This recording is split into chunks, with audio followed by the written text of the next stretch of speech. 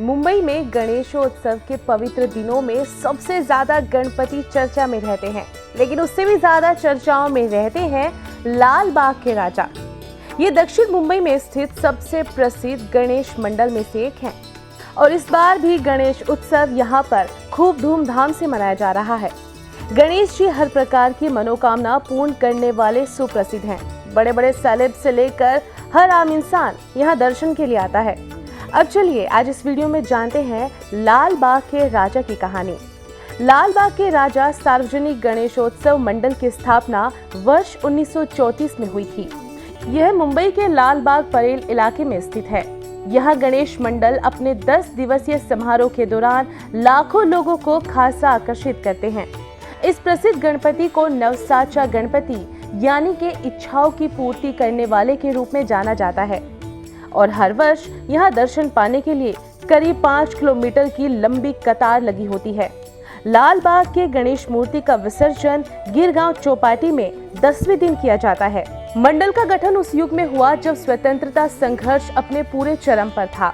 लोकमान्य तिलक ने ब्रिटिश शासन के खिलाफ लोगों की जागृति के लिए सार्वजनिक गणेशोत्सव को विचार विमर्श को माध्यम बनाया था। यहाँ धार्मिक कर्तव्यों के साथ साथ स्वतंत्रता संग्राम और सामाजिक मुद्दों पर भी विचार विमर्श किया जाता था। मुंबई में गणेश उत्सव के दौरान सभी की नजर प्रसिद्ध लाल बाग के राजा पर होती है। लाल बाग के राजा को मन्नत के गणपति भी कहा जाता है और वो इसलिए कहा जाता है क्योंकि आज जिस जगह पर लाल बाग का राजा विराजमान है उस जगह पर अंग्रेजों के जमाने में मिल मजदूर रहा करते थे। साल 1930 में विकास के नाम पर उनको विस्थापित किया गया। ऐसे में उन लोगों ने मन्नत रखी कि अगर उनके सिर की छत बची रही तो वो गणपति की प्रतिमा स्थापित करेंगे। गणपति ने उनकी मन्नत मान ली। कॉलोनी के लोगों को नई जगह पर आशियाना मिल गया और उस समय गणपति को एक नया नाम मन्नत के गणपति। लाल बाग के राजा के दरबार में लगने वाली लंबी लाइन की कहानी भी बड़ी दिलचस्प है। यह 2 तरह की कतार में लगती है, एक केवल राजा के दर्शन के लिए तो दूसरी कतार मन्नत की कतार। आपको बता दें कि बाकी गणपति की तरह लाल बाग के राजा का रंग रूप हर साल नहीं बदलता। 1932 से लेकर 1989 तक गणेश प्रतिमा का रंग रूप बदलता रहा, लेकिन साल 1990 में गणपति का रंग रूप नहीं बदला है। गणपति की इस प्रतिमा की ओर एक और खास बात है कि इसे बाहर से नहीं खरीदा जाता, बल्कि ये प्रतिमा वहीं पर बनाई जाती है जहां पर वो स्थापित होती है। लाल बाग के दरबार में चढ़ने वाला चढ़ावा भी हर साल सुर्खियों में छाया रहता है।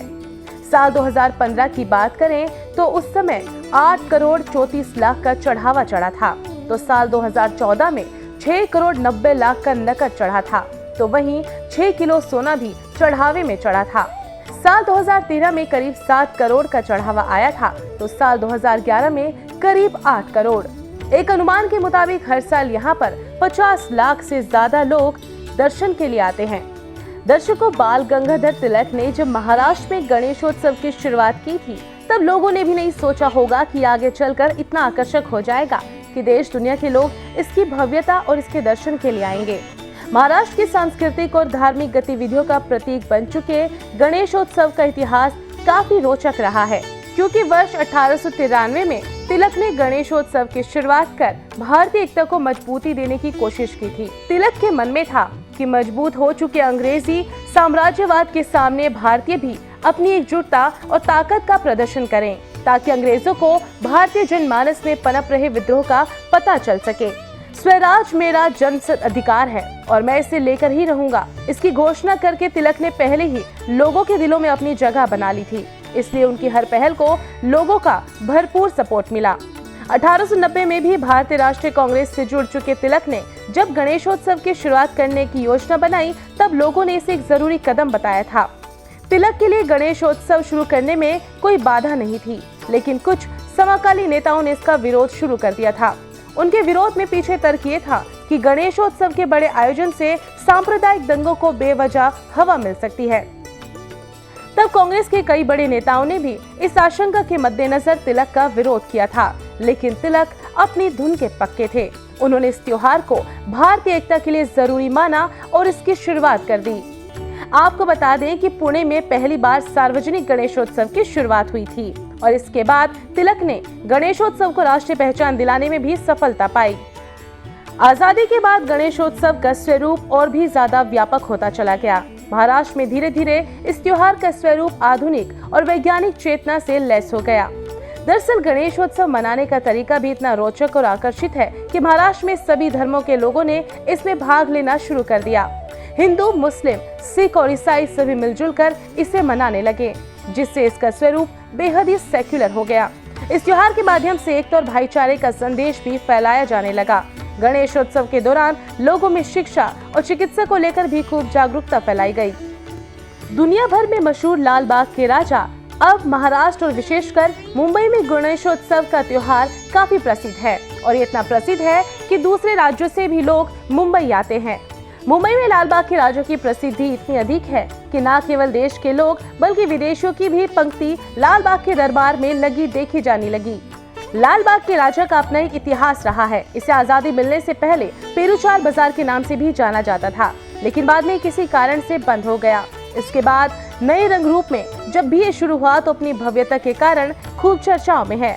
माना जाने लगा है कि लाल बाग के राजा से जो भी मन्नत मांगी जाती है वो हमेशा पूरी होती है और इसके बाद इसे मन्नत का राजा भी कहा जाने लगा।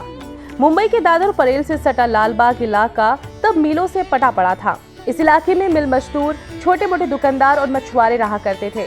1932 में यहाँ के पेरूचाल बंद हो जाने के बाद मछुआरों और दुकानदारों की कमाई का जरिया बंद हो गया और वो खुले में सामान बेचने को मजबूर थे। तब लोगों ने अपनी मन्नतों को पूरा करने के लिए भी गणपति की पूजा शुरू की। धीरे धीरे आसपास के लोग भी इसमें शामिल हुए और लाल बाग में बाजार खड़ा करने के लिए थोड़ा बहुत चंदा भी देने लगे। 2 साल बीतते बीतते मछुआरों और दुकानदारों की मन्नत पूरी हो गई। उन्हें बाजार खड़ा करने के लिए जमीन मिल गई।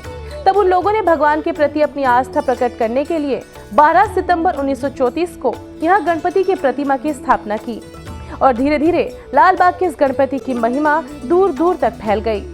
पिछले 8 दशकों से इलाके का कंबाली परिवार ही लाल बाग के राजा की मूर्ति बनाता है। करीब 20 फीट ऊंची गणपति की मूर्ति बनाने का यह हुनर एक पीढ़ी से दूसरी पीढ़ी तक पहुंच रहा है। फिलहाल इस परिवार की तीसरी पीढ़ी ये काम कर रही है और आज इस परिवार के सहयोग के बिना लाल बाग के राजा के दरबार की कल्पना भी नहीं की जा सकती। हालांकि लाल बाग के राजा की महानता के पीछे सिर्फ मूर्ति की भव्यता है। लाल बाग मंडल में अपने गणपति को अहम बनाने के लिए समाज कल्याण से जुड़े कार्य भी किए गए हैं। बात चाहे देश में बंटवारे से बेघर लोगों की मदद की हो या फिर 1959 में बिहार में बाढ़ से मची तबाही की हो या फिर 1962 और 65 का युद्ध हो, हर मुश्किल घड़ी में इस पंडाल ने भी काफी आर्थिक मदद की है और ये सिलसिला आज भी किसी न किसी रूप में जारी है।